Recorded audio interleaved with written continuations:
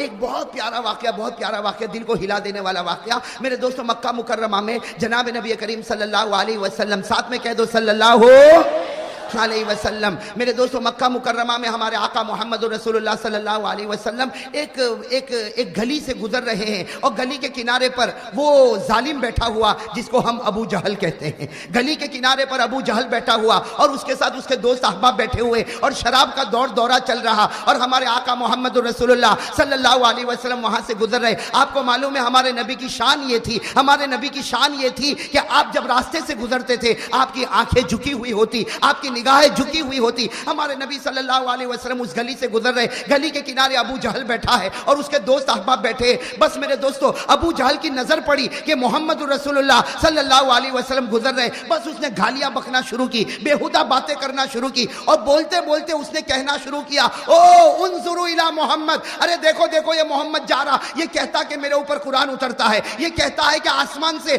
اللہ اس سے باتیں کرتے، یہ کہتا ہے کہ جبرائیل اس کے پاس آتے ہیں، ارے یہ تو ایک انسان ہے اور مکہ میں پیدا ہوا، مکہ میں پیدا ہونے والے کے اوپر قرآن کیوں اترنے لگا، اللہ کیوں باتیں کرنے لگا، اور آسمان سے فرشتہ کیوں اترنے لگا، یہ کہہ کر زور زور سے ہنسنے لگا۔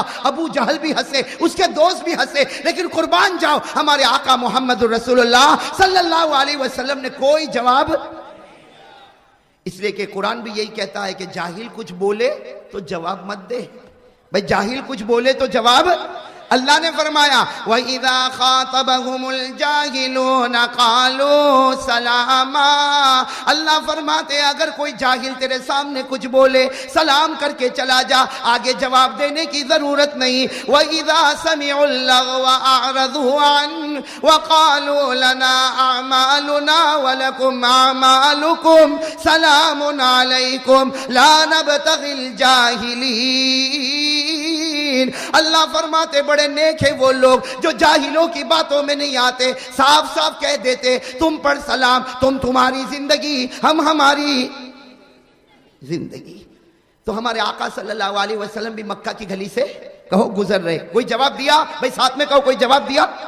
تو ابو جہل کو بڑا غصہ آیا کہ محمد کو اتنا سب بولا لیکن محمد نے کوئی جواب نہیں دیا، تو اپنے دوستوں کو کہا 11-12 دوست تھے، کہا اٹھو اٹھو ان کے پیچھے چلو۔ اب وہ 11-12 سب کے سب گلی کے کنارے سے نکلے اور ہمارے نبی کے پیچھے چلنے لگے اور بےہودہ باتیں کرنے لگے، گالیاں بکنے لگے، ہمارے آقا محمد رسول اللہ صلی اللہ علیہ وسلم پر پتھر مارنے لگے۔ ہمارے آقا صلی اللہ علیہ وسلم پیچھے مڑے اور کہا تم چاہتے کیا ہو، ای شیء تریدون، تم چاہتے کیا ہو؟ تو ابو جہل نے کہا ہم یہی چاہتے ہیں کہ تم ایک مرتبہ کہہ دو کہ میں نبی نہیں ہوں، تم ایک مرتبہ کہہ دو میں رسول نہیں ہوں۔ ہمارے آقا صلی اللہ علیہ وسلم کی آنکھوں میں آنسو آئے، فرمایا اگر تم لوگ ایک ہاتھ میں سورج رکھ دو اور ایک ہاتھ میں چاند رکھ دو اور کہو کہ میں یہ کہوں کہ میں نبی نہیں، میں مر سکتا لیکن کہوں گا میں نبی ہوں، میں پیغمبر ہوں، قرآن مجھ پر اترا، اللہ مجھ سے باتیں کرتا اور جبرائیل مجھ سے باتیں کرتا، اور اللہ کسی کو نبی بنائے اسے کوئی روکنے والا نہیں ہو سکتا۔ نعرہ تکبیر، نعرہ تکبیر، محمد کا دامن۔ اللہ اگر کسی کو نبی بنائے تو کوئی روک نہیں سکتا۔ تو وہ جتنے ابو جہل کے ساتھ تھے انہوں نے کہا آپ سچ بتاؤ آپ نبی ہے؟ ہمارے نبی نے کہا بے شک کہو، بے شک میں نبی ہوں۔ کہا آپ رسول ہے؟ کہا بے شک میں رسول ہوں۔ کہا اللہ آپ سے باتیں کرتے؟ کہا اللہ باتیں کرتے۔ آسمان سے فرشتہ میرے پاس آتا، میں غار ہرا میں تھا، اللہ نے فرشتے کو بھیجا، اور صرف فرشتہ آتا نہیں، جبرائیل آتے ہیں اور اللہ کے حکم سے میرے قدموں کو بھی چومتے ہیں۔ سبحان اللہ۔ اب میرے دوستو سننا، وہ جتنے تھے تھوڑی دیر کے لیے سناٹے میں آئے اور کیا کہا آپ اپنا چہرہ اس طرف کر دو۔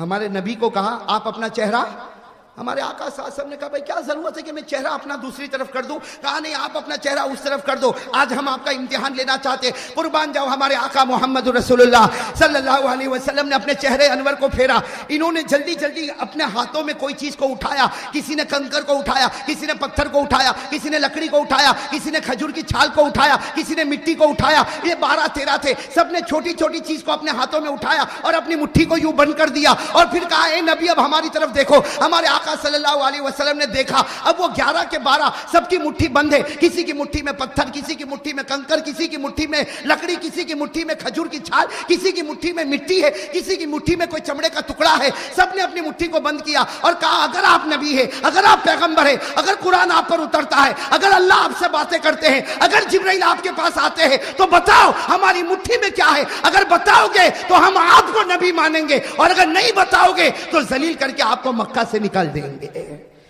میرے دوستو میں آپ سے پوچھتا ہوں کیسا کڑا امتحان ہوگا؟ ارے ہوگا کہ نہیں ہوگا؟ قربان جاؤ. میرے دوستو حدیث پاک سنو، حدیث پاک میں کیا لکھا؟ فتبسم رسول اللہ صلی اللہ علیہ وسلم، فتبسم رسول اللہ صلی اللہ علیہ وسلم. ہمارے نبی ان 11-12 کی طرف دیکھ کر مسکرانے لگے. کہو سبحان اللہ. آپ تو مسکراتے تھے تو جنت بھی ابھی جوانی آ جاتی تھی. ہمارے آقا صلی اللہ علیہ وسلم نے 11-12 کو دیکھا اور مسکرا کر کہنے لگے جو نبی آسمان کی باتیں بتاتا ہو وہ یہ کیوں نہیں بتا سکتا کہ تیری مٹھی میں کیا ہے؟ سبحان اللہ. جو نبی آسمان کی باتیں بتاتا ہو، جو نبی جبرائیل سے باتیں لیتا ہو، جو نبی پروردگار سے باتیں کرتا ہو، وہ یہ کیوں نہیں بتا سکتا کہ تیری مٹھی میں کیا، تیری مٹھی میں کیا، تیری مٹھی میں کیا؟ ہمارے نبی نے مسکرا کر کہا کمال یہ نہیں کہ میں بتاؤں تمہاری مٹھی میں کیا ہے، کمال یہ ہوگا کہ تمہاری مٹھی میں جو چیز ہے وہ بتائے گی کہ میں کون ہوں. سبحان اللہ سبحان اللہ. کمال یہ نہیں کہ میں بتاؤں تیری مٹھی میں کیا. اور عجیب بات ہے ہمارے نبی بتاتے بھی گئے. کہو سبحان اللہ.